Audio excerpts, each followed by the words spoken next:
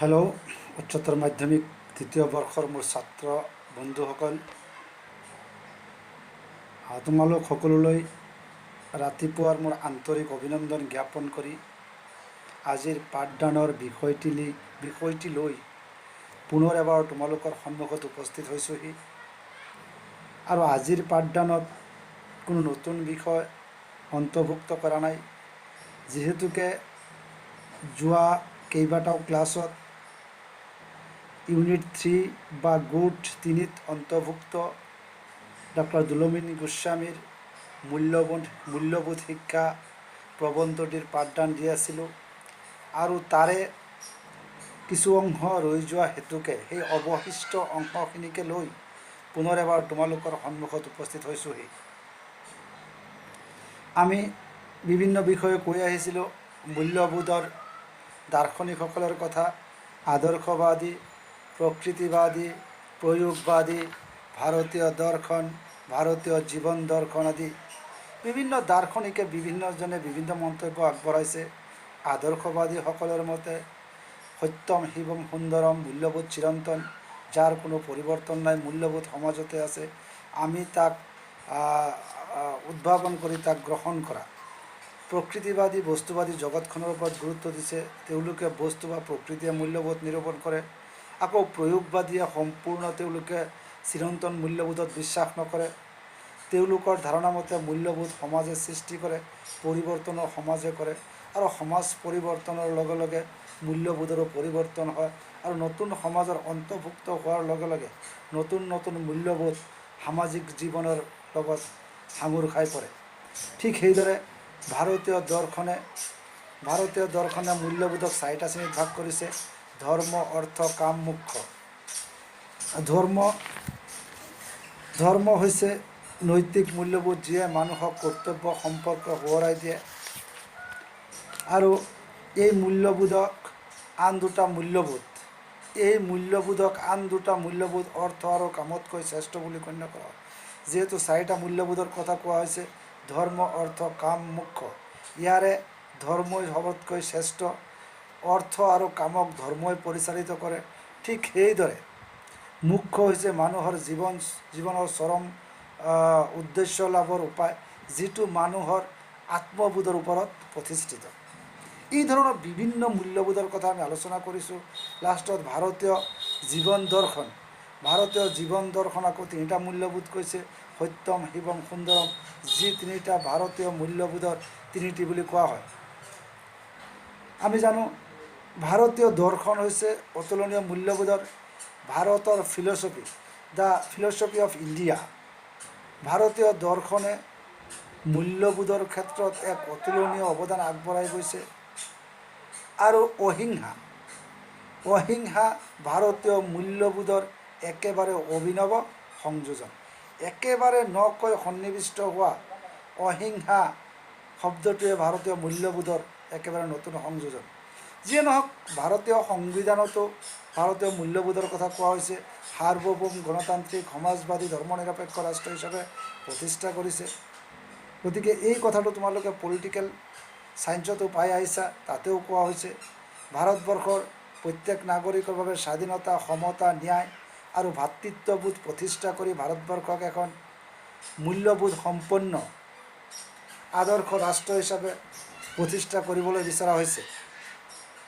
সেইদৰে ভাৰতীয় সংবিধানে নাগৰিকৰ মৌলিক কৰ্তব্য সম্পৰ্কেও উল্লেখ কৰিছে। ভাৰতীয় সংবিধানে ভাৰতবৰ্ষৰ নাগৰিকৰ কিছুমান মৌলিক কৰ্তব্যৰ কথা সোঁৱৰাই দিছে। যিয়ে নহওক, আমি মূল্যবোধৰ গোটেই পৰিকাঠামোটো, মূল্যবোধ কি, মূল্যবোধ মানুহৰ কিহৰ লগত জড়িত, সহজ অৰ্থত মূল্যবোধ কাক বোলে বা বহল অৰ্থত মূল্যবোধ কাক বোলে, মূল্যবোধে মানুহ আৰু অন্য জীৱক কেনেকৈ পৃথক কৰিছে, আৰু বিভিন্ন দাৰ্শনিকসকলে কি মতবাদ আগবঢ়াইছে, আদৰ্শবাদী, প্ৰয়োগবাদী, প্ৰকৃতিবাদী, ভাৰতীয় জীৱন দৰ্শন, এই ধৰণৰ বিভিন্ন মূল্যবোধৰ গোটেই পৰিকাঠামো বা মূল্যবোধৰ বিষয়বস্তু আমি আলোচনা কৰিছোঁ। এতিয়া আমি বিভিন্ন মূল্যবোধৰ প্ৰকাৰৰ ওপৰত আমি এতিয়া আলোকপাত কৰিবলৈ ওলাইছোঁ। গতিকে ছাত্ৰ বন্ধুসকল, এতিয়া তোমালোকে মূল্যবোধ কেই প্ৰকাৰ আৰু মূল্যবোধ কি তাৰে কেইবিধ ইয়াত আলোচনা কৰিছে, সেই কথাটো আমি ইয়াতে আলোচনা কৰি যাম।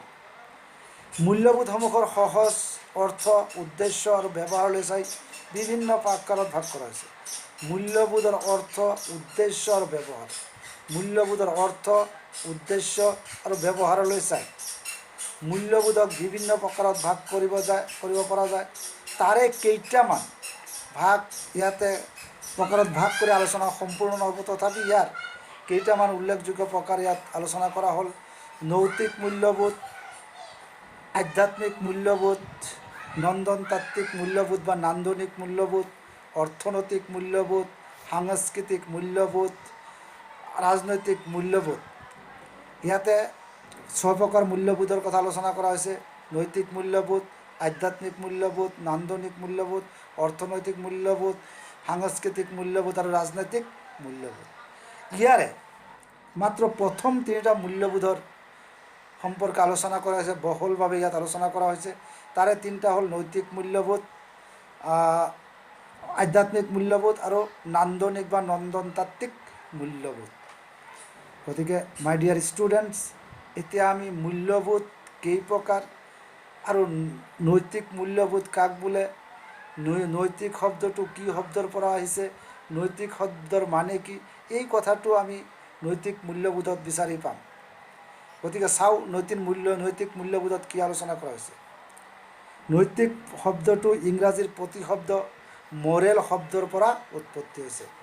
আমি যিটো অসমীয়াত নৈতিক বুলি কওঁ, নীতিগত, এই নৈতিক শব্দটো ইংৰাজীৰ প্ৰতিশব্দ হ'ল মৰিয়াল, আৰু এই মৰেল শব্দটো উৎপত্তি হৈছে লেটিন শব্দ মৰিজৰ পৰা, আৰু যাৰ অৰ্থ হৈছে আচাৰ ব্যৱহাৰ বা লোকাচাৰ। গতিকে ছাত্ৰ ছাত্ৰীসকল, কেতিয়াবা এই শব্দটো আহে যে ইংৰাজী নৈতিক মূল্যবোধৰ ইংৰাজী প্ৰতিশব্দ কি, আৰু এইটো কোন শব্দৰ পৰা লোৱা হৈছে, আৰু মৰিজ শব্দৰ অৰ্থ কি। মৰিজ শব্দটোৰ অৰ্থ হৈছে আচাৰ ব্যৱহাৰ বা লোকাচাৰ। 2019 মৰিজ শব্দৰ অৰ্থ আহিছিল বা মৰিজ শব্দ কাক বোলে। গতিকে মাই ডিয়াৰ ষ্টুডেণ্টছ, মৰিজ শব্দ ইংৰাজী, অসমীয়া নৈতিক, ইংৰাজী মৰেল আহিছে লেটিনৰ মৰিজৰ পৰা, আৰু লেটিন ভাষাৰ এই মৰিজ শব্দটোৰ অৰ্থ হৈছে আচাৰ ব্যৱহাৰ বা লোকাচাৰ। গতিকে আমাৰ এই নৈতিক মূল্যবোধো সদায় মানৱ জীৱনৰ আচাৰ ব্যৱহাৰ বা লোকাচাৰৰ ওপৰত প্ৰতিষ্ঠিত। নৈতিকতাৰ লগত সামাজিক নীতি নিয়ম আদৰ্শ জড়িত হৈ থাকে। আমি জানো নৈতিকতা মানে মানুহৰ আত্মাৰ পৰা বা মানুহৰ হৃদয়ৰ পৰা যিটো ভাৱ জাগ্ৰত হয় তাক নৈতিকতা বুলি কোৱা হয়। আৰু নৈতিকতাৰ লগত সামাজিক নীতি নিয়ম আদৰ্শ জড়িত হৈ থাকে। নৈতিকতাৰ লগত সামাজিক নীতি নিয়ম আৰু মানৱীয় জীৱনৰ আদৰ্শ জড়িত হৈ থাকে। মানুহে জন্ম লাভ কৰি সামাজিক ধাৰণাসমূহ আয়ত্ব নকৰে। স্পষ্ট কথা, কোনো মানুহে জন্মগ্ৰহণ কৰিয়েই সামাজিক সংস্পৰ্শলৈ জন্মগ্ৰহণ কৰিয়েই সামাজিক ধাৰণাসমূহ তেওঁলোকে আয়ত্ব নকৰে। ক্ৰমে সামাজিক সংস্পৰ্শলৈ অহাৰ পিছত পৰিৱেশ আৰু শিক্ষাৰ দ্বাৰা তেওঁলোকে ক্ৰমে সামাজিক পৰিৱেশলৈ সংস্পৰ্শলৈ আহি পৰিৱেশ আৰু শিক্ষাৰ দ্বাৰা প্ৰভাৱিত হৈ সামাজিক নীতি নিয়মসমূহ আয়ত্ব কৰে। গতিকে স্পষ্ট কথা, মানুহ জন্মতেই সামাজিক ধাৰণাসমূহ আয়ত্ব নকৰে। ক্ৰমে সামাজিক সংস্পৰ্শলৈ আহি পৰিৱেশ আৰু শিক্ষাৰ দ্বাৰা প্ৰভাৱিত হৈ সামাজিক নীতি নিয়মসমূহ আয়ত্ত কৰে।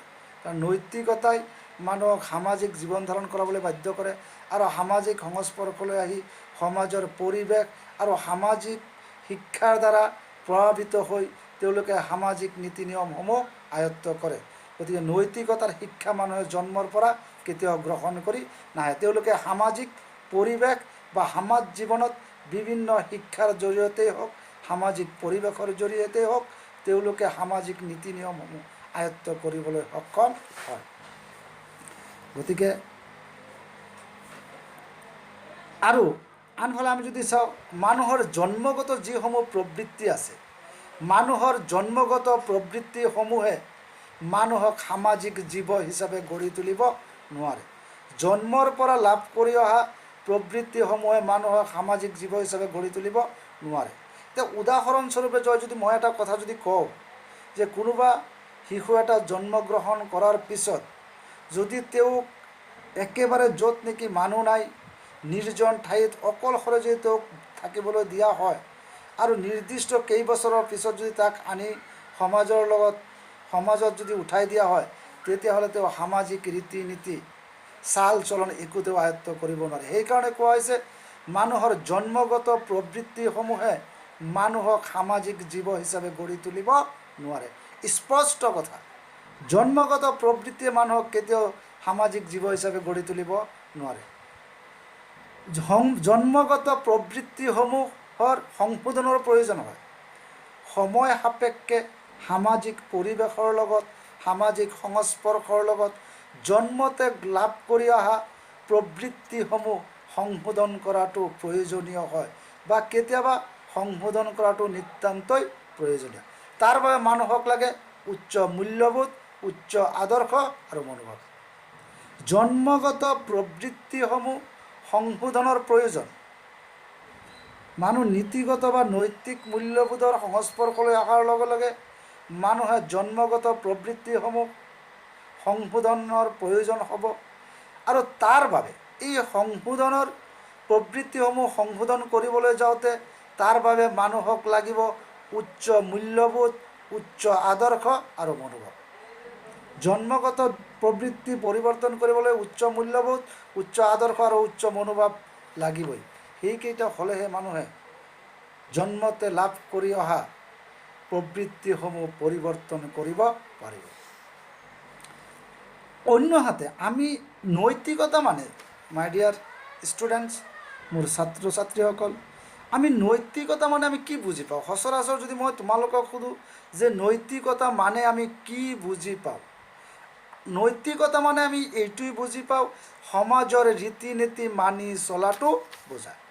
সমাজৰ ৰীতি নীতি মানি লৈ যি ৰাস্তাত চলা যায়, যি জীৱন ধাৰণ কৰাৰ প্ৰণালী, তাকেই নৈতিকতা বুলি কয়। উশৃংখল জীৱন, মানুহৰ লগত ৰীতি নীতি অমান্য কৰা কেতিয়াও নৈতিকতাৰ অন্তৰ্ভুক্ত হ'ব নোৱাৰে। গতিকে নৈতিকতাই সমাজৰ ৰীতি নীতি মানি চলাটো বুজায়। সমাজৰ গ্ৰহণযোগ্য নীতি নিয়ম, আচাৰ ব্যৱহাৰৰ বিপৰীতে চলাকে অনৈতিক আচৰণ বুলি ক'ব পাৰি। সমাজৰ গ্ৰহণযোগ্য, সমাজে যিখিনি নীতি নিয়ম নিৰ্ধাৰণ কৰিছে, সমাজৰ যিখিনি আচাৰ ব্যৱহাৰ আছে, যি ৰীতি নীতি আছে, সেইটো যদি কোনোবাই গ্ৰহণ নকৰি তাক যদি ওলাই কৰে, তাৰ বিপৰীতে যদি কোনোবাই চলিব বিচাৰে, তেতিয়াহ'লে তাক কেতিয়াও আমি নৈতিকতা বুলি ক'ব নোৱাৰিম। সমাজৰ ৰীতি নীতি, সমাজৰ নীতি নিয়ম, আচাৰ ব্যৱহাৰৰ বিপৰীতে চলাকেই অনৈতিক আচৰণ বুলি ক'ব পাৰি। নৈতিকৰ বিপৰীত হ'ল অনৈতিক। সমাজৰ ৰীতি নীতি, আচাৰ ব্যৱহাৰ মানি চলাকেই হ'ল নৈতিকতা, আৰু সমাজৰ ৰীতি নীতি, আচাৰ ব্যৱহাৰ মানি নচলাকে বুলি হ'ল অনৈতিকতা বা অনৈতিক আচৰণ।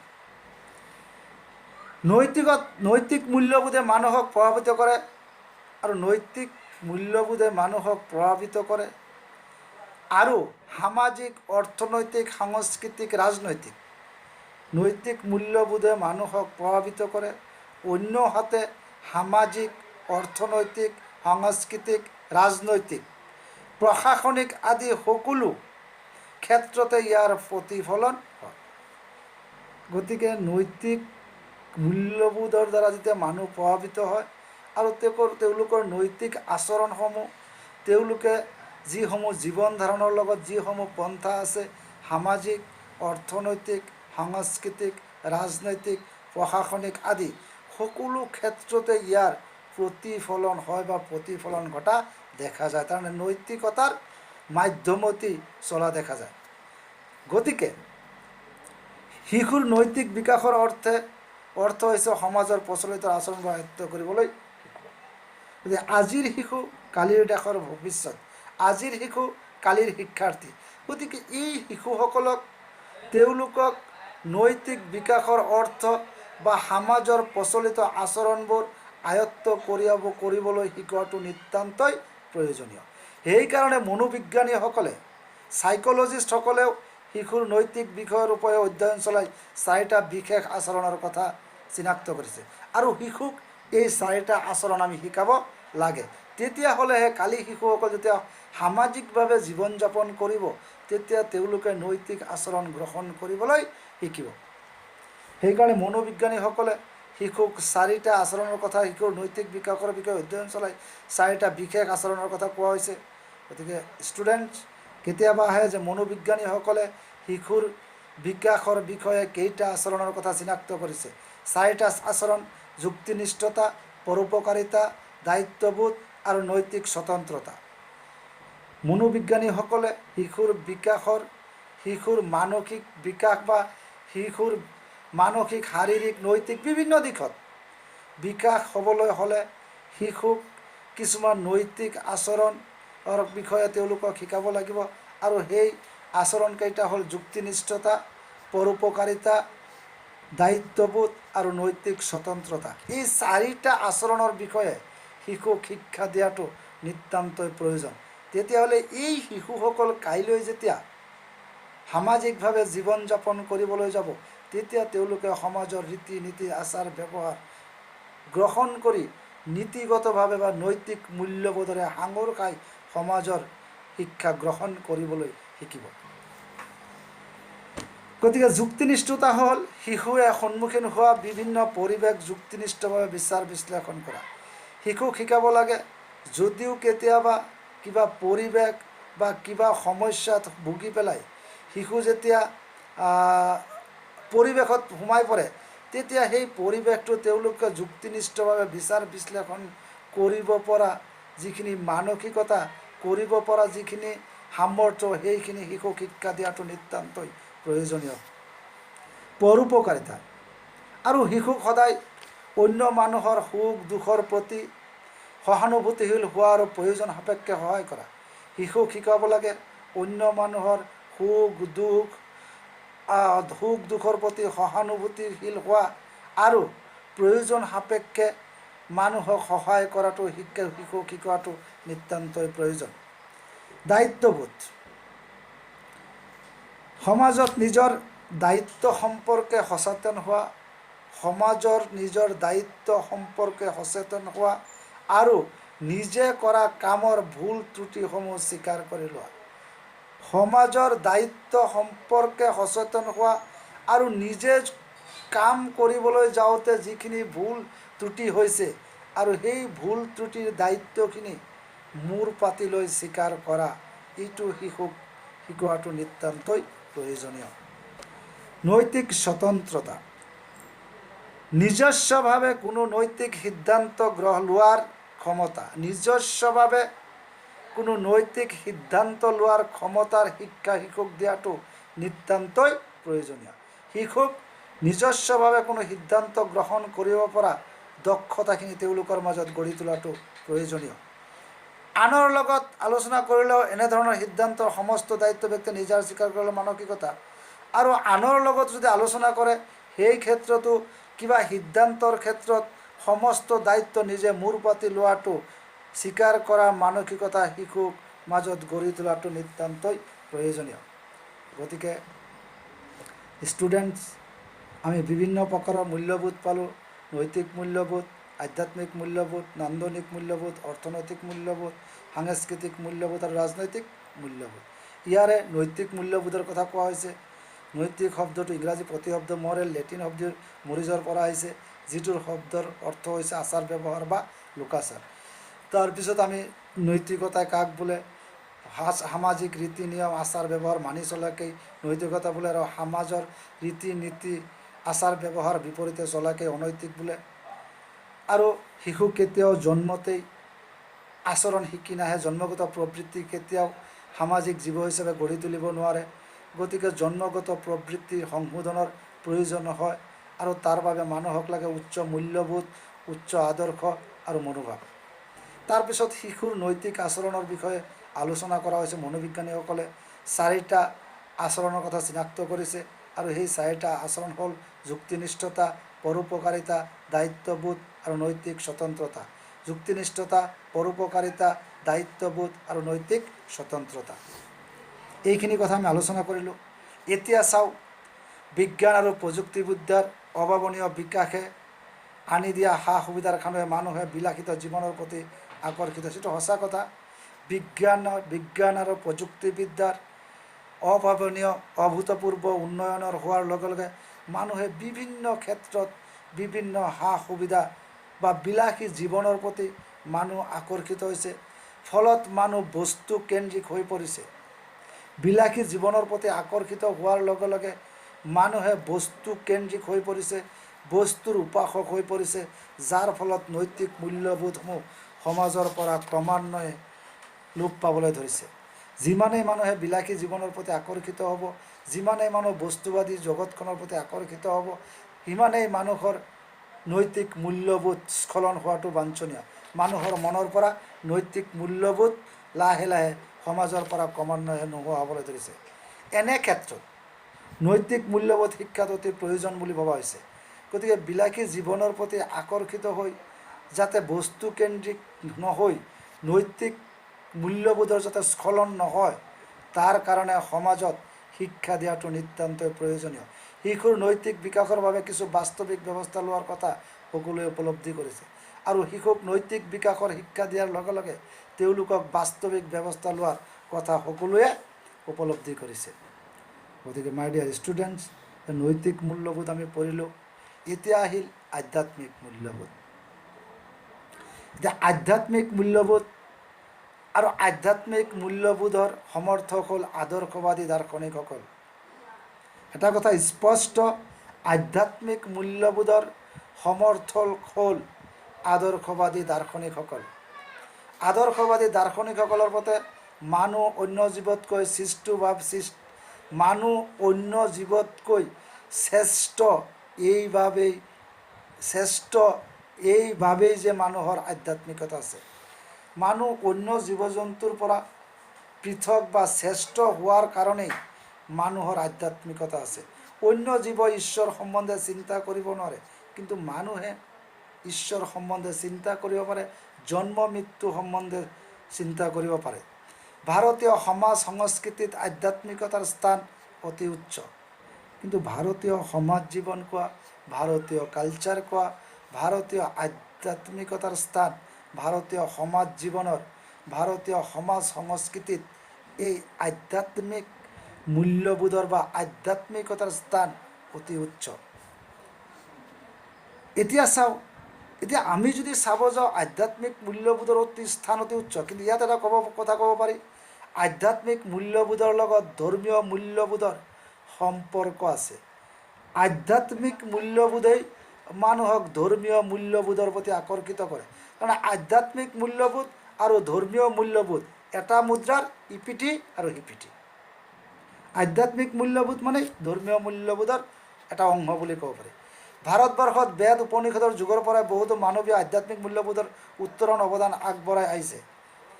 ভাৰতবৰ্ষৰ আমি যদি প্ৰাচীন কালৰ শিক্ষা ব্যৱস্থালৈ গুচি যাওঁ, প্ৰাচীন ধৰ্মগ্ৰন্থ বেদ উপনিষদ পুৰাণৰ প্ৰতি যদি আমি নজৰ দিওঁ, তেতিয়াহ'লে আমি দেখা পাম সেই যুগৰে পৰা বিভিন্ন মনীষীয়ে, বিভিন্ন পণ্ডিতে আধ্যাত্মিক মূল্যবোধৰ উত্তৰণৰ, আধ্যাত্মিক মূল্যবোধৰ কেনেকৈ উত্তৰণ ঘটাব পাৰি, আধ্যাত্মিক মূল্যবোধ কেনেকৈ অৱদান আগবঢ়াব পাৰি, তেওঁলোকে তাহানিৰ যুগৰ পৰাই চিন্তা কৰি আহিছে।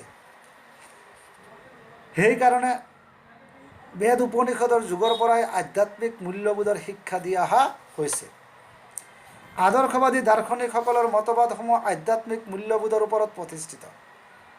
কথাটো আৰু স্পষ্ট হৈ গ'ল। মই আগতে ক'লোঁ, আদৰ্শবাদী দাৰ্শনিকসকল আধ্যাত্মিক মূল্যবোধৰ সমৰ্থক, আৰু সেই আদৰ্শবাদী দাৰ্শনিকসকলৰ মতবাদসমূহ আধ্যাত্মিক মূল্যবোধৰ ওপৰত প্ৰতিষ্ঠিত। আধ্যাত্মিক মূল্যবোধৰ এই আদৰ্শবাদী দাৰ্শনিকসকলৰ মতবাদসমূহ সাঙুৰি লোৱা হৈছে। তাৰমানে আদৰ্শবাদী দাৰ্শনিকসকলৰ মতবাদসমূহ আধ্যাত্মিক মূল্যবোধত অন্তৰ্ভুক্ত। আধ্যাত্মিক মূল্যবোধে বস্তুবাদী জগতৰ ওপৰত গুৰুত্ব নিদি, আধ্যাত্মিক মূল্যবোধে বস্তুবাদী জগতখনৰ ওপৰত গুৰুত্ব নিদি মন বা আত্মাৰ বিকাশৰ ওপৰত গুৰুত্ব দি আহিছে। আৰু কথা এটা ওলাই পৰিল যে আধ্যাত্মিক মূল্যবোধে মানুহৰ বস্তুবাদী জগতৰ প্ৰতি গুৰুত্ব নিদিয়ে। আধ্যাত্মিক মূল্যবোধে বস্তুবাদী জগতৰ প্ৰতি গুৰুত্ব নিদি মানুহৰ মন বা আত্মাৰ বিকাশৰ ওপৰত গুৰুত্ব দি আহিছে। মনৰ নাইবা আত্মাৰ বিকাশে মানুহক উচ্চ স্তৰলৈ গতি কৰাব পাৰে। মনৰ বা আত্মাৰ বিকাশে মানুহক উচ্চ স্তৰলৈ লৈ যাব পাৰে আৰু প্ৰকৃত সুখৰ সন্ধান দিব পাৰে। মনৰ বা আত্মাৰ বিকাশে মানুহক উচ্চ স্তৰলৈ লৈ যাব পাৰে আৰু উচ্চ স্তৰলৈ যোৱাৰ লগে লগে মানুহক প্ৰকৃত সুখৰ সন্ধান দিবলৈ সক্ষম হ'ব পাৰে। কিন্তু আনহাতে বৰ্তমান যান্ত্ৰিক সভ্যতাই মানুহক বস্তুবাদী জগতৰ প্ৰতি বেছি আকৰ্ষিত কৰাৰ ফলত আমাৰ সমাজ জীৱনৰ পৰা আধ্যাত্মিক মূল্যবোধৰ গুৰুত্ব কমি আহিছে। মানুহ যিমানেই বস্তুবাদী জগতৰ প্ৰতি আকৰ্ষিত হ'ব, বিলাসিতা জীৱনৰ প্ৰতি আকৰ্ষিত হ'ব, সিমানেই মানুহৰ মাজৰ পৰা আধ্যাত্মিক মূল্যবোধৰ গুৰুত্ব কমি আহিব ধৰিছে। বিলাসিতা জীৱনৰ প্ৰতি মানুহ বেছি আকৰ্ষিত হৈছে। আধ্যাত্মিক আদৰ্শবাদীসকলে ভাবে যে আধ্যাত্মিক মূল্যবোধৰ অভাৱৰ বাবেই আজিৰ সমাজখন হৈ পৰিছে বিশৃংখল, দুৰ্নীতিপৰায়ণ আৰু অনৈতিক। আদৰ্শবাদীসকলে ভাবে যে আজি মানৱ সমাজৰ পৰা আধ্যাত্মিক মূল্যবোধ নোহোৱা হৈ যোৱাৰ ফলতেই সমাজখন বিশৃংখল হৈছে, দুৰ্নীতিপৰায়ণ হৈছে আৰু অনৈতিকতাই ছানি ধৰিছে। আধ্যাত্মিক মূল্যবোধৰ বিকাশ হ'ব তেতিয়া যেতিয়া মানুহে মানুহক ভাল পাবলৈ শিকিব, মানুহে মানুহক সহযোগিতা কৰিব শিকিব, মানুহে যেতিয়া অহিংসাৰ মন্ত্ৰপুত হ'ব, ভাৱ, ভক্তি, সংযম, উদাৰতা আদিৰ দ্বাৰা যেতিয়া উদ্যুত হ'ব, তেতিয়া মানুহৰ মাজত আধ্যাত্মিকতাৰ বৃদ্ধি হ'ব। মহাপুৰুষ শ্ৰীমন্ত শংকৰদেৱে কোৱাৰ দৰে কুকুৰ শৃগাল গাধৰ্ব আত্মাৰাম জানিয়া সবাকো পৰিয়াগ কৰিব প্ৰণাম। শংকৰদেৱে কৈছে সেইকাৰণে কুকুৰ শৃগাল গাধ সকলো আত্মাতেই আত্মা আছে আৰু সকলো ভগৱানৰ সমদৃষ্টিৰে চাই তেওঁলোকক কেতিয়াও তিৰস্কাৰ কৰিব নালাগে। সেই সকলো জীৱকে প্ৰণাম কৰিব লাগে। গতিকে মাই ডিয়াৰ ষ্টুডেণ্টছ, গতিকে আধ্যাত্মিক আজি নৈতিক আৰু আধ্যাত্মিক মূল্যবোধৰ কথাখিনি আলোচনা কৰা হ'ল। আকৌ মই তোমালোকৰ ভিডিঅ' ক্লাছৰ পিছত আকৌ তোমালোকৰ অডিঅ' ক্লাছৰ জৰিয়তে এই কথাখিনি আৰু স্পষ্ট কৰিবলৈ চেষ্টা কৰিম। আৰু আজিৰ এই দুলুমণি গোস্বামীৰ ইউনিট 3 বা গোট 3ত অন্তৰ্ভুক্ত মূল্যবোধ শিক্ষা পাঠদানৰ বিষয়টি আজি ইয়াতেই সামৰণি মাৰিব বিচাৰিছোঁ। পুনৰ এবাৰ লগ পোৱাৰ প্ৰতিশ্ৰুতিৰে ধন্যবাদ। আসসালামু আলাইকুম।